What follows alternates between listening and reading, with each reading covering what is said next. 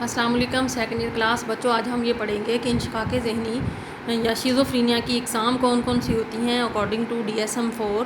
اس کی 5 اقسام ہوتی ہیں۔ نمبر 1 غیر منظم انشقاق ذہنی ہے، بلاحتی انشقاق ذہنی، خبط عظمت انشقاق ذہنی، غیر امتیازی انشقاق ذہنی اور معمولی انشقاق ذہنی۔ آج ہم یہ دیکھ لیتے ہیں کہ غیر منظم انشقاق ذہنی جو ہے اس کی کیا علامات ہوتی ہیں۔ اس کی علامات بچوں بڑی کلیئر ہوتی ہیں ادر سمٹمز ادر اقسام کی نسبت، کیونکہ اس میں پرسنالٹی پیشنٹ کی زیادہ ٹوٹ پھوٹ کا شکار ہو جاتی ہے۔ ماضی میں اس کو فرینک شیزوفرینیا بھی کہا جاتا تھا، کیونکہ اس میں پیشنٹ عجیب و غریب قسم کی حرکات کرتا ہے، کردار کا مظاہرہ کرتا ہے، سماجی سرگرمیوں میں حصہ نہیں لیتا، عجیب قسم کے خیالات اس کے ذہن پر چھائے رہتے ہیں۔ اسی طرح ہیجانی جذباتی طور پر بھی وہ غیر مستحکم ہوتا ہے، یعنی اکارڈنگ ٹو دا سچویشن یا ایموشنل سچویشن وہ بیہیو نہیں کرتا۔ مثلا بہت بڑا کوئی صدمہ بھی ہو گیا تو بھی وہ ہنس رہا ہوتا ہے، بعض اوقات بچگانہ حرکات بھی کرتا ہے، بچوں جیسی طوطلی زبان میں بولتا ہے یا ان جیسی حرکات کرتا ہے۔ گفتگو اس کی غیر مناسب ہوتی ہے، بے ربط ہوتی ہے، لفظ بولتا ہے، فقرات بولتا ہے، سمجھ نہیں آتے۔ اسی طرح سے اس کا ذہن جو ہے وہ اذیت پسند خیالات کی بھرمار ہوتی ہے، اس میں بھرا ہوا ہوتا ہے، اس کو لگتا ہے کہ دوسرے لوگ اس کو نقصان پہنچانا چاہتے ہیں، بعض اوقات وہ اس کو بیس بنا کر دوسروں پر اٹیک بھی کر دیتا ہے۔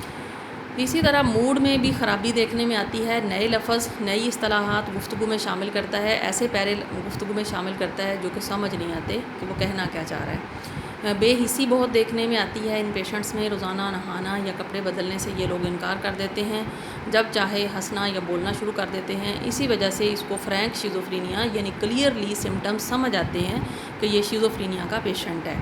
اسی طرح سے بچوں اس کا آغاز جو ہے وہ ابتدائی عمر سے ہی پیشنٹ میں ایسی علامات آنا شروع ہو جاتی ہیں۔ ٹریٹمنٹ کے لیے کیا کیا جاتا ہے؟ شدید ذہنی امراض کی ادویات ہیں، اینٹی سائیکوٹک ڈرگز موجود ہیں جو کہ ان پیشنٹس کو دی جاتی ہیں، ان کا استعمال جو ہے بہت مؤثر ہوتا ہے ان پیشنٹس کے لیے۔ اسی طرح سے جو ہے ان میں غیر منظم گفتگو جو ہے، گفتگو سے بھی پتہ چلتا ہے، موڈ میں خرابی بھی دیکھی جاتی ہے ان پیشنٹس کے۔ اور ساتھ ہی ساتھ کچھ ایکسپرٹس کا یہ کہنا ہے کہ یہ علامات یا جتنے بھی شیزوفرینیا کی اقسام ہیں، اس سے متعلقہ علامات پیشنٹس کے اندر وراثت میں آگے منتقل ہوتی ہیں۔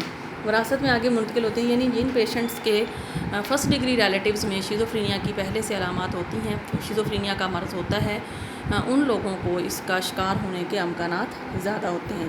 ساتھ ہی ساتھ زندگی کا دباؤ ہے، زندگی کے اندر سٹریسرز ہیں تو بھی لوگ جو ہیں وہ شیزوفرینیا کے پیشنٹ بن جاتے ہیں۔